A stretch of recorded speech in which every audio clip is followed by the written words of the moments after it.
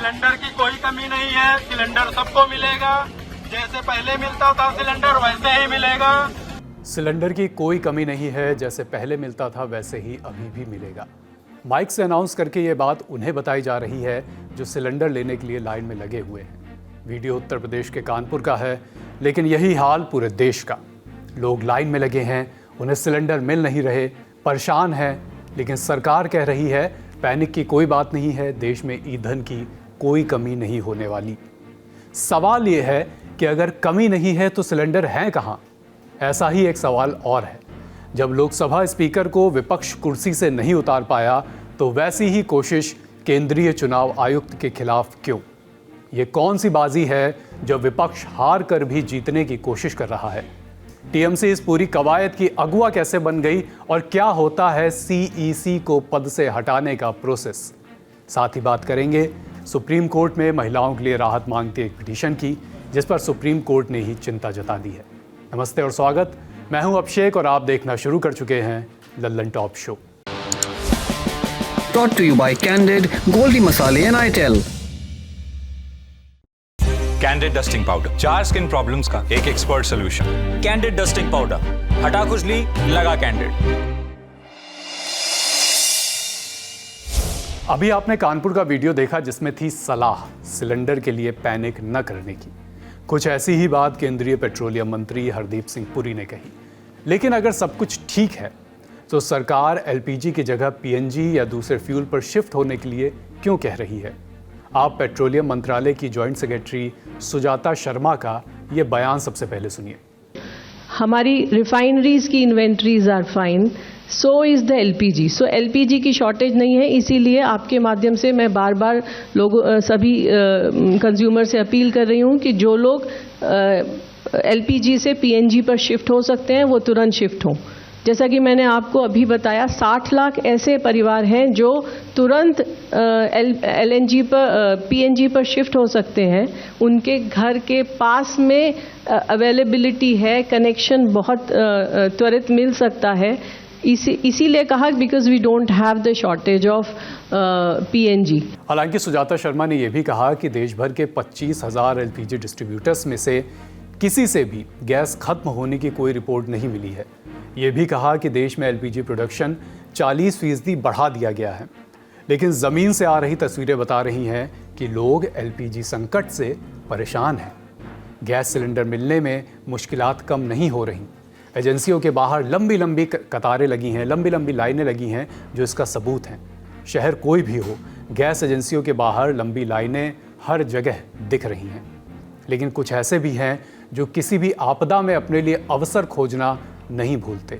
उनके कारण सिलेंडर की कालाबाजारी और जमाखोरी में भी इजाफा हो रहा है। लिहाजा सिलेंडर मनमाने दाम में बिक रहे हैं, 4-4 हज़ार रुपये में बिक रहे हैं। एलपीजी संकट कितना बढ़ चुका है, किस तरह लोगों को गैस न मिलने की दिक्कतें आ रही हैं, इसको समझने के लिए लल्लन टॉप की टीम ग्राउंड पर भी पहुंची, लोगों से बात की। कुछ का कहना है कि उनके पास सिलेंडर डिलीवर होने का मैसेज कई दिन पहले आ गया था, लेकिन सिलेंडर मिला उन्हें अभी तक नहीं। कुछ का आरोप है कि 25 दिनों के बाद भी सिलेंडर नहीं मिला उन्हें। सबसे ज़्यादा वो लोग परेशान हैं जिनके पास कनेक्शन भी नहीं है। इस वक्त हम गाज़ियाबाद में हैं और मेरे पीछे आपको एक गैस एजेंसी नज़र आ रही होगी। यहाँ पर सुबह 4-5 बजे से ही लोगों की लाइनें लगना शुरू हो जाती हैं और शाम 4-5 बजे तक लाइन लगी रहती है। और अभी भी जब हम ये रिकॉर्ड कर रहे हैं तो 150 लोग अंदर अपनी बारी का आने का इंतज़ार कर रहे हैं। और ये सिर्फ एक गैस एजेंसी का हाल नहीं है, तमाम गैस एजेंसियों में ऐसी ही लंबी कतारें लग रही हैं। कल हम खोड़ा में थे, वहाँ भी देखा, वहाँ सुबह 5:30 बजे से आदमी लग रहा है और रात 10:30 बजे तक अपनी बारी का इंतज़ार करता है। लोग परेशान हैं। तमाम ऐसे लोग हैं जिनका कहना है कि सरकार के तय पैमानों को हम मानते हुए 25 दिन के बाद गैस बुक कर रहे हैं और हमारा गैस नहीं बुक हो रहा। कुछ का गैस बुक हो रहा है तो कुछ कह रहे हैं हमारा ओटीपी नहीं आ रहा। कुछ का ये आरोप है कि हमने गैस बुक कर दी और हमारे पास मैसेज आ गया कि आपका सिलेंडर डिलीवर हो गया, लेकिन हमें सिलेंडर मिला ही नहीं। ये बात हुई डोमेस्टिक सिलेंडर की। अगर बात कमर्शियल सिलेंडर की करें तो रेस्टोरेंट वाले, जो भी होटल वाले हैं या जो छोटे ढाबे वाले हैं, ये सब बहुत परेशान हैं क्योंकि इन्हें कमर्शियल सिलेंडर नहीं मिल रहा है। तमाम ऐसे लोग हैं जिन्होंने या तो भट्टियाँ लगा ली हैं या चूल्हों पर शिफ्ट हो गए हैं या कोयले और लकड़ी का इस्तेमाल कर रहे हैं बनाने के लिए, और जो इन चीज़ों पर कंपैटिबल नहीं हैं वो अपनी अपनी दुकानें, अपने अपने रेस्टोरेंट बंद करने की कगार पे हैं। जो लोग उससे जुड़े, रोज़गार से जुड़े हुए हैं, उनको भी खासा दिक्कतें हो रही हैं। इनमें डिलीवरी पार्टनर्स भी परेशान है। उनका कहना है कि अगर रेस्टोरेंट बंद हो जाएंगे गैस की कमी की वजह से तो हमारे पास भी नौकरी का संकट होगा, उन्हें ऑर्डर्स नहीं मिलेंगे। जो पहले 1 किलो गैस 60-70 रुपए की पड़ती थी, अब वो 250-300-400 रुपए की पड़ रही है, तो वो लोग सबसे ज़्यादा परेशान है। अब ये देखना होगा कि सरकार इन चीज़ों को कैसे टैकल करेगी। क्राइसिस कोई सी भी हो, उसके शुरू होते ही कुछ लोग साबित कर देते हैं कि उस समाज का हिस्सा बनने लायक कतई नहीं है। ऐसे लोग संकट के समय जिस चीज़ की सबसे ज़्यादा ज़रूरत होती है उसी की जमाखोरी करने लगते हैं। नैतिक, मानवीय और कानूनी सब तरह से ये स्वीकार्य नहीं है। इसी तरह का काम तमिलनाडु के मदुरै में हुआ, जहां पुलिस ने 2 अलग अलग जगहों से कुल 398 सिलेंडर जब्त किए। एलपीजी सिलेंडर होल्ड करने के आरोप में 2 लोगों को गिरफ्तार किया गया। सिलेंडर होल्डिंग का मामला उत्तर प्रदेश के हापुड़ से भी आया। खबरें बता रही हैं कि हापुड़ में अब्दुल रेहान नाम के एक शख्स के घर से 55 भरे हुए एलपीजी सिलेंडर जब्त किए गए। दावा किया गया है कि अब्दुल रहमान समाजवादी पार्टी से जुड़ा है। हालांकि समाजवादी पार्टी ने इसका खंडन किया। मामले की जांच शुरू हो गई है। सवाल यह है कि ये संकट कितने दिनों तक अब आगे चलेगा। कब हम वापस उस दुनिया में जाएंगे जब सिलेंडर लेने के लिए कोई लाइन नहीं लगानी पड़ेगी। फारस की खाड़ी से गैस के टैंकरों को पास होने में कितने दिन लगेंगे, इसका सीधा जवाब देना अभी तो मुश्किल है, लेकिन सरकार की तरफ से कोशिशें जारी हैं। पश्चिम एशिया में जारी जंग के बीच पहली बार प्रधानमंत्री नरेंद्र मोदी ने ईरान में संपर्क साधा। ईरान के राष्ट्रपति मसूद पेज़ेश्कियान से 12 मार्च की देर शाम फ़ोन पर बात की। प्रधानमंत्री ने एक्स पर इस बातचीत के बारे में लिखा। बताया कि पश्चिम एशिया में तनाव बढ़ने, लोगों की जान जाने और इंफ्रास्ट्रक्चर को हुए गहरे नुकसान पर गहरी चिंता जताई। पीएम ने कहा कि भारतीयों की सुरक्षा और ऊर्जा की सप्लाई बिना रुकावट जारी रहना भारत की सबसे बड़ी प्राथमिकता बनी हुई है। डायलॉग और डिप्लोमेसी से समाधान निकालने की बात भी दोहराई गई। उधर दूसरी तरफ जंग शुरू होने के बाद आज चौथी दफ़ा भारत और ईरान के विदेश मंत्रियों के बीच बातचीत हुई। दोनों ने पश्चिम एशिया में बढ़ते संकट पर चर्चा की। ईरान के विदेश मंत्री अब्बास अराक्ची ने भारतीय विदेश मंत्री एस जयशंकर को हाल की स्थिति बताई। सरकार की कोशिशों का इल्म हमें अमेरिकी मीडिया संस्थान ब्लूमबर्ग में छपी रिपोर्ट से मिलता है। कल हमने आपको बताया था कि स्ट्रेट ऑफ हॉर्मुज में फंसे 2 टैंकर भारत आ चुके हैं। रिपोर्ट बताती है कि अभी 20 और टैंकर हॉर्मुज को क्रॉस करने की कवायद में हैं। इसको लेकर भारत ईरान के बीच बातचीत चल रही है। ये टैंकर जंग शुरू होने के बाद से स्ट्रेट ऑफ हॉर्मुज में फंसे हैं। इसमें क्रूड ऑयल, एलपीजी, एलएनजी लदे हैं। इनके भारत पहुंचने से सप्लाई की तंगी कम हो सकती है। गोल्डी छोले मसाले, जहां जाएं रिश्ते बनाएं। गोल्डी लाए हैं फ्रेश लॉक टेक्नोलॉजी, जो रखे मसालों को हर समय फ्रेश। अब चलते हैं संसद की तरफ। लोकसभा के स्पीकर ओम बिरला के खिलाफ अविश्वास प्रस्ताव आया, गिर भी गया। अभी 48 घंटे भी नहीं बीते थे कि विपक्ष ने देश के मुख्य चुनाव आयुक्त ज्ञानेश कुमार को हटाने के लिए नोटिस दे दिया। ये नोटिस ममता बनर्जी की टीएमसी की तरफ से दिया गया। दोनों सदनों के कम से कम 190 विपक्षी सांसदों ने नोटिस पर साइन किए। नोटिस दोनों सदनों में दिया गया है। खबरों के मुताबिक विपक्ष के 120 से ज़्यादा लोकसभा सांसदों ने इस पर साइन किया। राज्यसभा के कम से कम 65 सांसदों ने दस्तखत किए। इसे आप सिर्फ एक खबर या विपक्ष के प्रयास के तौर पर मत देखिए, इसके पीछे की ऑप्टिक्स को समझने की कोशिश करिए। पश्चिम बंगाल, असम, तमिलनाडु, केरल समेत 5 राज्यों के चुनावों में अब कुछ हफ्ते ही बचे हैं। चुनाव आयोग घोषणा करने ही वाला है। ऐसे समय में विपक्ष मुख्य निर्वाचन अधिकारी के खिलाफ ये प्रस्ताव लेकर आया है, ये कहते हुए कि चुनाव आयोग पर उन्हें भरोसा नहीं है। इलेक्शन कमीशन निष्पक्ष होकर काम नहीं कर रहा, ये भी आरोप है और इसकी जिम्मेदारी ज्ञानेश कुमार की है, जो संस्था के सर्वोच्च पद पर बैठे हैं। सीईसी ज्ञानेश कुमार विपक्षी पार्टियों के निशाने पर आज से नहीं है। विपक्ष लंबे समय से उन पर आरोप लगाता रहा है। पूरे इलेक्शन कमीशन को कॉम्प्रोमाइज्ड बताया गया है। एक एक करके हम विपक्ष के कुछ आरोपों पर नजर डालते हैं। इसी हफ्ते सीईसी ज्ञानेश कुमार पूरे पैनल के साथ पश्चिम बंगाल की यात्रा पर थे। चुनाव की तारीखों का कुछ ही दिन में ऐलान होना था। इसी सिलसिले में जायजा लेने वो वहाँ पहुंचे हुए थे। दूसरी तरफ एसआईआर लिस्ट से लोगों का नाम कटने के खिलाफ ममता बनर्जी धरने पर बैठी थी। तृणमूल कांग्रेस ने चुनाव आयुक्त के दौरे का विरोध भी किया। ममता बनर्जी 6 मार्च से एसआईआर की फाइनल लिस्ट से वोटर्स का नाम काटे जाने के विरोध में प्रदर्शन कर रही थी। चुनाव आयोग ने राज्य में 28 फरवरी को फाइनल वोटर लिस्ट जारी की थी। इस लिस्ट में से 63 लाख नाम काटे गए हैं। एसआईआर के मुद्दे पर ममता बनर्जी सुप्रीम कोर्ट तक गई हैं। ममता बनर्जी पहली सिटिंग सीएम थी जिन्होंने सुप्रीम कोर्ट में जिरह की।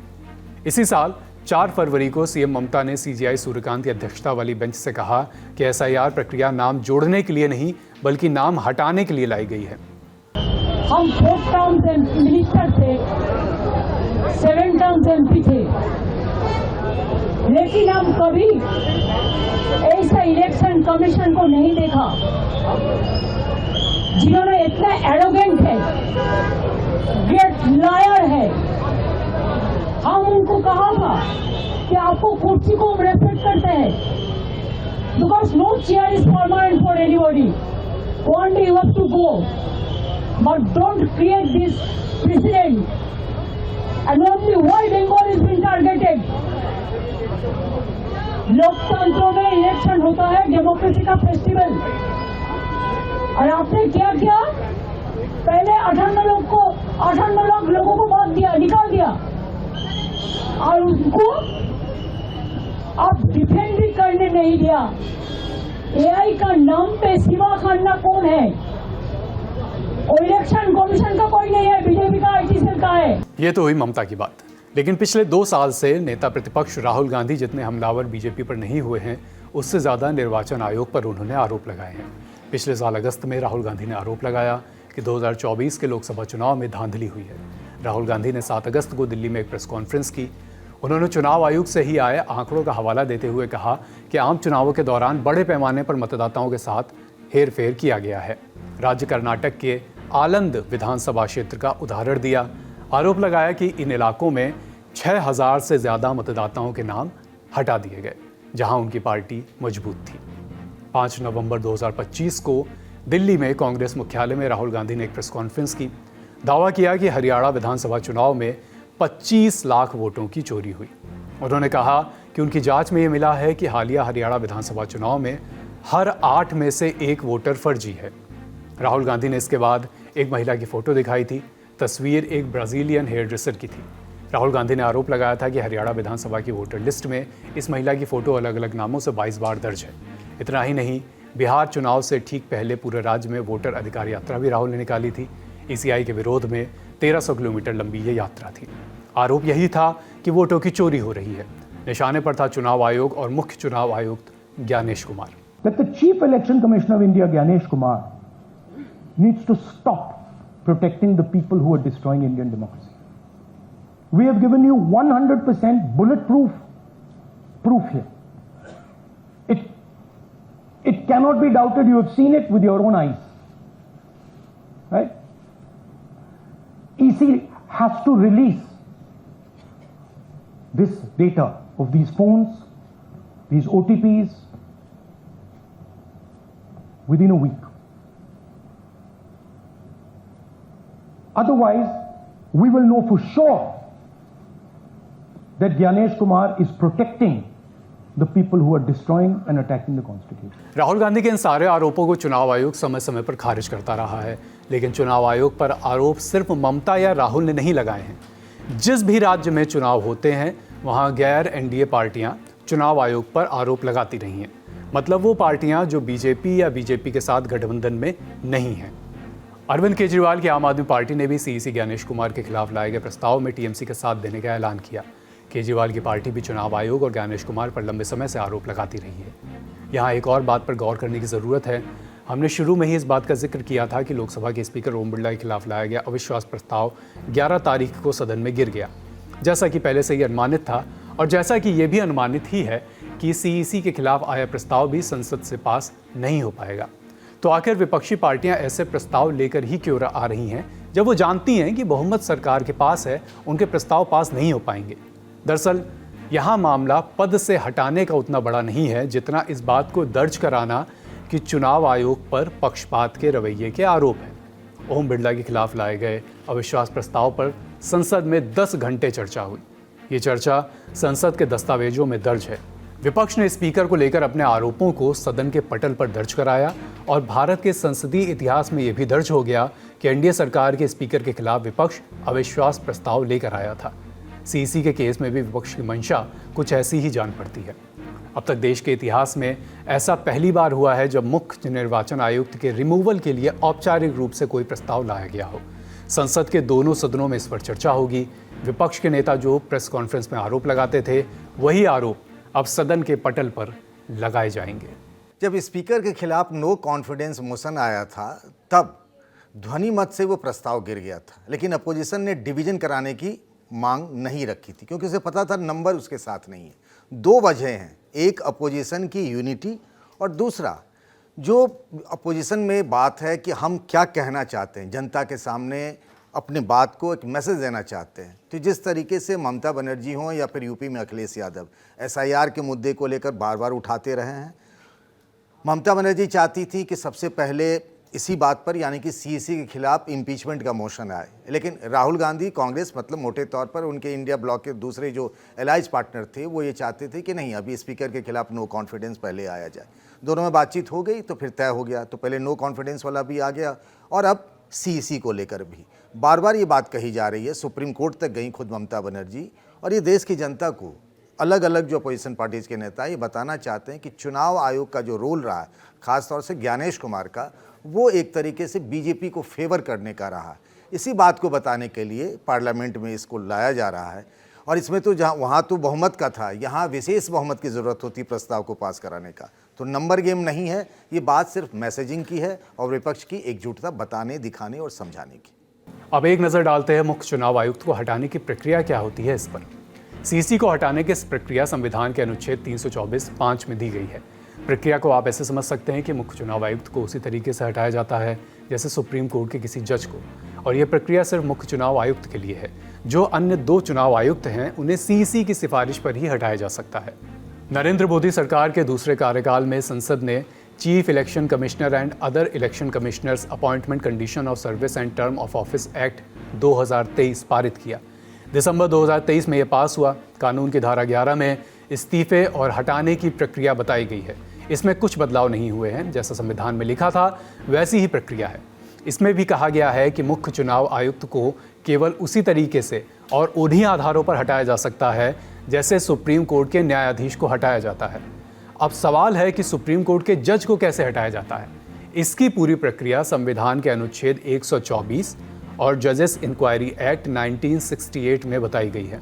अनुच्छेद 124(4) के मुताबिक सुप्रीम कोर्ट के न्यायाधीश को राष्ट्रपति के आदेश से हटाया जा सकता है, और इसके लिए संसद के दोनों सदनों को एक प्रस्ताव पारित करना होता है। प्रस्ताव पास होने की बात बाद में, उसके पेश होने के लिए भी ज़रूरी है प्रस्ताव का स्वीकार होना। जजेस इंक्वायरी एक्ट के मुताबिक कार्यवाही शुरू होने के लिए लोकसभा के कम से कम 100 सदस्यों को दस्तखत करके अध्यक्ष को नोटिस देना होगा। राज्यसभा के कम से कम 50 सदस्य सभापति को साइंड नोटिस देंगे। प्रस्ताव राष्ट्रपति को संबोधित किया जाएगा। लोकसभा स्पीकर या राज्यसभा के सभापति ये तय करते हैं कि इस प्रस्ताव को स्वीकार करना है या नहीं। प्रस्ताव पास होने के लिए बहुमत ज़रूरी है। बहुमत कैसा? सदन के कुल सदस्यों की संख्या का बहुमत और वोटिंग में हिस्सा लेने वाले सदस्यों का कम से कम 2/3 बहुमत। अगर इतनी संख्या प्रस्ताव का समर्थन करती है तभी CEC या सुप्रीम कोर्ट के जज को हटाया जा सकता है। अगर दोनों सदनों से प्रस्ताव पारित हो जाता है तो न्यायाधीश को हटाने का प्रस्ताव राष्ट्रपति को भेज दिया जाता है। सुप्रीम कोर्ट के जज को हटाने की प्रक्रिया में वोटिंग से पहले स्पीकर या राज्यसभा के सभापति 3 सदस्यों की एक जांच समिति बनाते हैं। इस समिति में सुप्रीम कोर्ट के एक न्यायाधीश, किसी हाई कोर्ट के मुख्य न्यायाधीश और एक प्रतिष्ठित कानून विशेषज्ञ शामिल होते हैं। यह समिति जांच के बाद अपनी रिपोर्ट लोकसभा अध्यक्ष या राज्यसभा सभापति को देती है। अगर समिति ये पाती है कि न्यायाधीश दोषी हैं या वो अपने पद के लिए अक्षम हैं तो प्रस्ताव उस सदन या दोनों सदनों में लिया जाता है, फिर वोटिंग होती है। अगर दोनों सदनों में प्रस्ताव पास होता है तब फिर राष्ट्रपति के पास इसे मंजूरी के लिए भेजा जाता है। देश में आज मुख्य निर्वाचन आयुक्त की चर्चा हो रही है, तो क्यों ना TN सेशन को याद किया जाए। देश का वो निर्वाचन अधिकारी जिसने नेताओं की नाक में दम कर दिया था। सेशन 1990 से 1996 तक मुख्य चुनाव आयुक्त थे। BBC की रिपोर्ट के मुताबिक उन्होंने एक इंटरव्यू में कहा, मुझे याद है कि जब मैं कैबिनेट सचिव था तो प्रधानमंत्री ने मुझे बुलाकर कहा था कि मैं चुनाव आयोग को बता दूं कि मैं फला दिन चुनाव करवाना चाहता हूं। मैंने उनसे कहा हम ऐसा नहीं कर सकते। हम चुनाव आयोग को सिर्फ ये बता सकते हैं कि सरकार चुनाव के लिए तैयार है। इसी इंटरव्यू का एक और बयान सुनिए। उन्होंने कहा था, मुझे याद है कि मुझसे पहले मुख्य चुनाव आयुक्त कानून मंत्री के दफ्तर के बाहर बैठकर इंतज़ार किया करते थे कि उन्हें कब अंदर बुलाया जाएगा। मैंने तय किया कि मैं कभी ऐसा नहीं करूँगा। हमारे दफ्तर में पहले सभी लिफाफों पर लिख कर आता था चुनाव आयोग भारत सरकार। मैंने उन्हें साफ कर दिया कि मैं भारत सरकार का हिस्सा नहीं हूँ। कुछ ऐसे थे टीएन सेशन। 1993 में एक ऐसा आदेश दे दिया उन्होंने जिसने तमाम नेताओं की नींद उड़ा दी थी। 2 अगस्त 1993 को रक्षाबंधन के दिन टीएन सेशन ने एक 17 पेज का आदेश जारी किया था। कहा कि जब तक सरकार चुनाव आयोग की शक्तियों को मान्यता नहीं देती, देश में कोई भी चुनाव नहीं कराया जाएगा।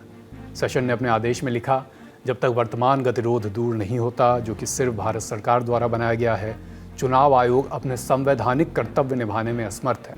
ये तय किया गया है कि हर 2 साल पर होने वाले राज्यसभा चुनाव और विधानसभा के उपचुनाव भी, जिनके कराने की घोषणा की जा चुकी है, अगले आदेश तक स्थगित रहेंगे। इस आदेश से हुआ क्या? सेशन ने पश्चिम बंगाल की राज्यसभा सीट पर चुनाव नहीं होने दिया, जिसकी वजह से तब केंद्रीय मंत्री प्रणब मुखर्जी को अपने पद से इस्तीफा देना पड़ा था। बड़ी खबर में आज इतना ही। अब चलते हैं सुर्खियों की तरफ।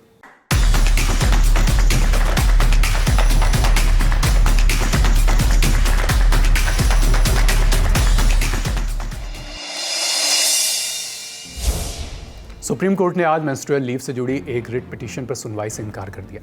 कोर्ट ने केंद्र सरकार से कहा कि वो सभी पक्षों से सलाह मशवरा करके पीरियड लीव पर पॉलिसी बनाने के लिए याचिकाकर्ता के प्रस्ताव पर विचार करे। हालांकि कोर्ट ने एक टिप्पणी की जिस पर काफ़ी चर्चा हुई। कोर्ट ने इस बात पर चिंता जताई कि कानून बनाकर पीरियड लीव को अनिवार्य करने से महिलाओं की नौकरी पर गलत असर पड़ सकता है। कहा कि ऐसा हो सकता है कि इससे एम्प्लॉयर महिलाओं को नौकरी पर रखने से ही बचने लगें, इससे महिलाओं की भागीदारी पर बुरा असर पड़ सकता है। Chief justice of India Suryakant और जस्टिस जॉय माल्या बागची की बेंच ने याचिकाकर्ता पर भी सवाल उठाए। कहा कि किसी महिला ने खुद कोर्ट का दरवाज़ा नहीं खटखटाया है। याचिका शैलेंद्र मणि त्रिपाठी ने दाखिल की है। इसी मुद्दे पर याचिकाकर्ता की ये तीसरी रिट पिटीशन थी। पहली 2 याचिकाओं को भी सुप्रीम कोर्ट ने तवज्जो नहीं दी थी। आज का लल्लन टॉप शो यहीं समाप्त होता है। अपना और अपनों का ख्याल रखिए। लल्लन टॉप देखते रहिए। शुक्रिया। शुभ रात्रि।